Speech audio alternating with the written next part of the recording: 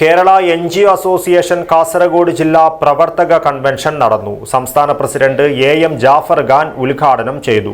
Loan recovery തുകകളിൽ നിന്നും commission ഈടാക്കുന്ന നടപടികൾ അവസാനിപ്പിക്കണമെന്ന് ജാഫർ ഖാൻ ആവശ്യപ്പെട്ടു. കേരളത്തിലെ ഏറ്റവും വലിയ ടൈൽസ് ആൻഡ് സാനിറ്ററി വെയർ വിൽപ്പനക്കാരായ ABC group, ABC sales corporation, BC road, Kasaragod. Medisep കൂടിയാലോചന പോലുമില്ലാതെ 62% വർദ്ധിപ്പിച്ചത് അംഗീകരിക്കുവാനാവില്ലെന്നും ജാഫർ ഖാൻ പറഞ്ഞു. ചികിത്സാ പാക്കേജ്, ആശുപത്രികളുടെ എംപാനൽ ലിസ്റ്റ് എന്നിവ രഹസ്യമായി വെച്ചിരിക്കുന്നത് ഇൻഷുറൻസ് കമ്പനിയെ സഹായിക്കുവാൻ വേണ്ടി മാത്രമാണ്. ഓറിയന്റൽ ഇൻഷുറൻസ് കമ്പനിയുടെ ഏജന്റ് മാത്രമായി സർക്കാർ അധപ്പതിച്ചിരിക്കുന്നുവെന്നും AM ജാഫർ ഖാൻ കൂട്ടിച്ചേർത്തു. സംസ്ഥാന ജനറൽ സെക്രട്ടറി AP സുനിൽകുമാർ മുഖ്യഭാഷണം നടത്തി. ജില്ലാ പ്രസിഡന്റ് AT ശശി അധ്യക്ഷത വഹിച്ചു.